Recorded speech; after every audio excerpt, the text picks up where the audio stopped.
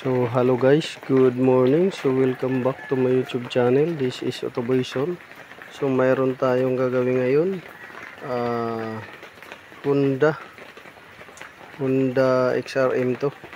So ang issue nito guys, ayaw daw umandar na. Pumarada lang tapos ayaw umandar. So chinik natin yung battery. Una ninyong check, although walang push start to. So check nyo yung battery guys.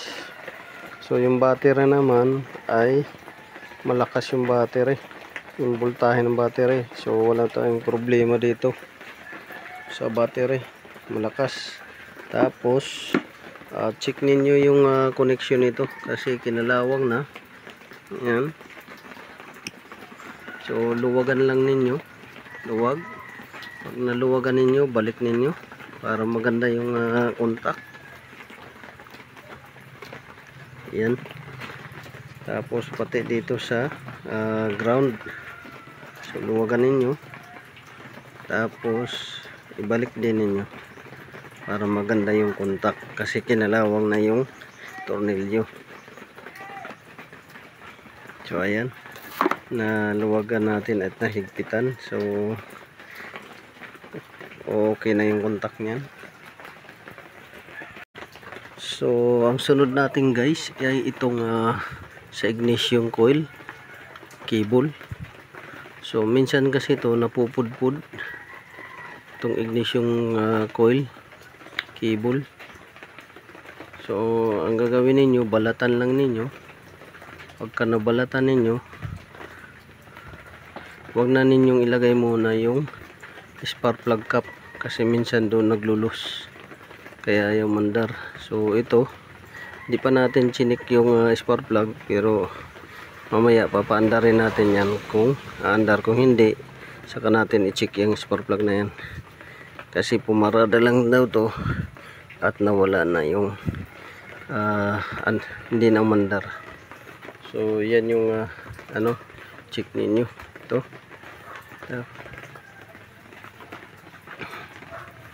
Tapos sunod naman ninyo i-check itong contact ng CDI ito. So pitpitin lang ninyo to at linisan. So ito at saka itong ground. So mostly kasi sa mga ground at saka power supply nagkakaroon ng problema.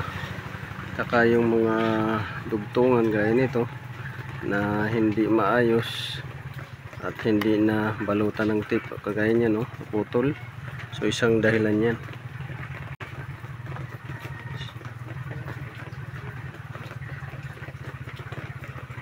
So yan, dudugtungin natin to at titipan. Tapos ito lilinisan, saka ito para maganda yung contact nya. Subukan natin kung under to. So hindi natin na-videohan kanina nung pinapa-under natin, pero ngayon ma-videohan na natin kung under ba siya. So ito dugtungin natin yan, tsaka titipan. Tapos dito linisan natin yan at saka ito balatan natin at ikabit para maganda yung contact. So dito okay naman yung battery, tsaka may ignition on siya. Ayan. So yun yung gagawin ninyo una, kasi kadalasan yan yung mga hindi umandar tapos nagparada lang kayo, ayaw nang umandar sa mga ground at saka power supply nya ang problema. So ayan guys, papaandarin na natin to. So nalinis na natin yung battery terminal, positive at saka negative. Naikabit na natin yung connector dito na ay dugtungan dito patungo dito sa ignition na signal, yung coil. Ayan. Tapos na linis natin yan, contact pa yan. So ngayon papandarin natin kung andar ba. So yan lang. Ito linisan battery terminal, sa ignition na coil signal wire, ito linisan. ground signal ay ground terminal ng ignition Nissan, tapos ito sa spark plug Nissan. So panda rin natin yan kung under ba. Ayan, mandar na siya guys. So yan, mandar na siya.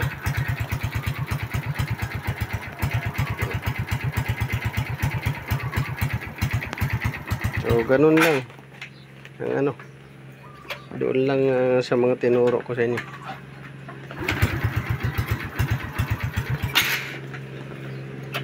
Doon lang ang ano yan, lost contact minsan.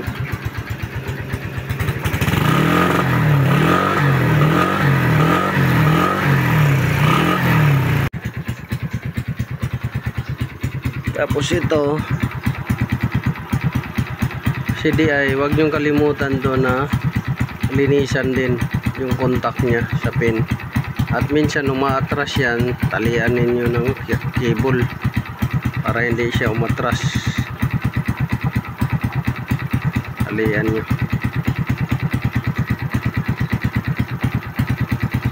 Tapos yung sakit ng pulser dito linisan din ninyo. Kasi nandyan lang yan sa mga socket connector, terminal, ground, power supply ang mga problema niyan. Nandyan lang yan.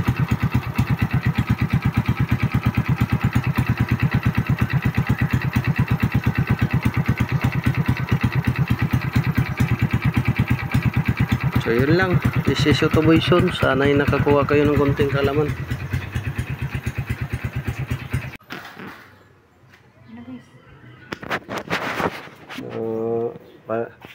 Palitan ito gas tank cap dahil pag singaw dito ang tendency tuloy-tuloy yung daloy ng gasolina doon pagkasingaw dito itong gas tank cap. Tapos ito ayan, palitan din yan kasi madumi na yan kaya nag-overflow dahil open masyado. Walang filter, oh. Open, walang filter, walang hose. So higop yan ng dumi.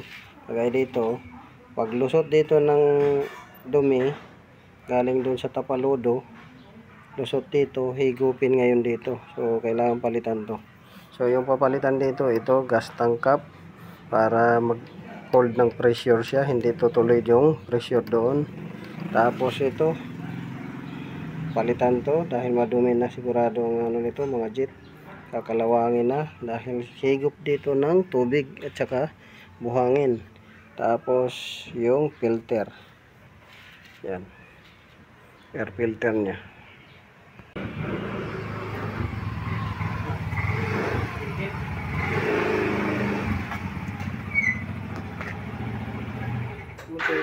Sa likod, sa likod, matingo.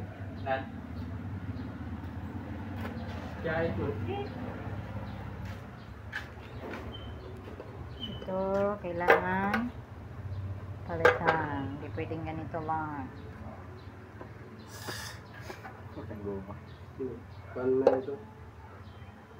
Ang bulito yung kay ano, muntik na masunog. Hindi, pagkasungaw na, diretso ito dito. Mag-awas ito, mag-awas. Oh, ito ka-antitis. Ito, kulihan ito.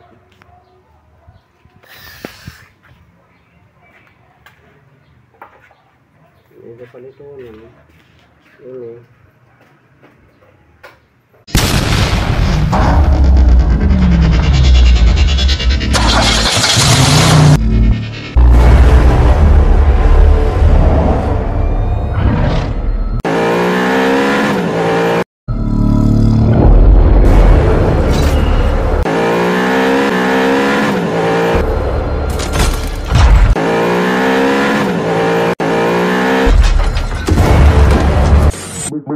Make